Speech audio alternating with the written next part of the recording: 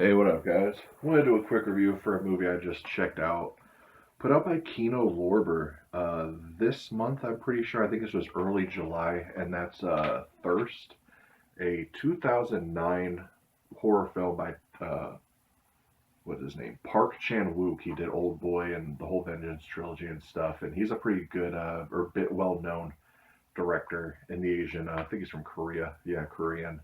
But yeah, I haven't heard anybody talk about this release. I know the DVD's cheap, and I had never seen it, so I decided to spring for the Blu-ray. I mean, Kinos go for $20 tops, but you can usually find them for like 16 bucks. So I just want to start off the bat. I'm a big fan of this movie. I didn't know what to expect. I think I expected a little more horror because it's not fully a horror movie. Like this is almost now I'm going to use a title of a movie that nobody likes. I don't like it. I get it. But this is like an adult, more serious version of Twilight. And I know that would put a lot of people off on this movie, but this does without all the sparkle and gayness and everything of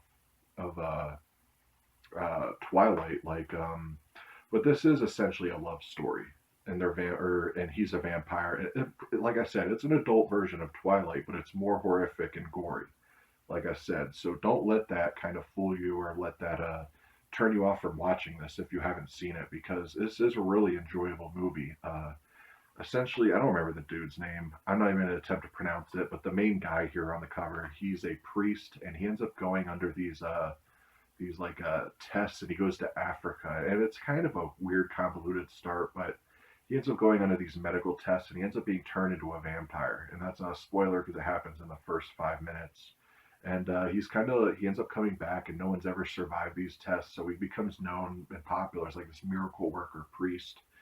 And he ends up like kind of meeting this or kind of reconnecting with this family that kind of took him in. And he ends up kind of forming a good relationship with the daughter of this family. And stuff happens. He turns her into a vampire, and they kind of go about. They both have different moral kind of beliefs on what being a vampire means and stuff. And it is a slow burn. It takes about an hour for stuff to really get going. But once like she's a vampire, like there is a lot of blood and stuff. But it's don't expect like a scare like every 15 minutes or anything. But when you do see a lot of blood, it's more impactful because of that. I don't want to get really into much, but there's like the mother. She's in this chair and she can't talk or do anything.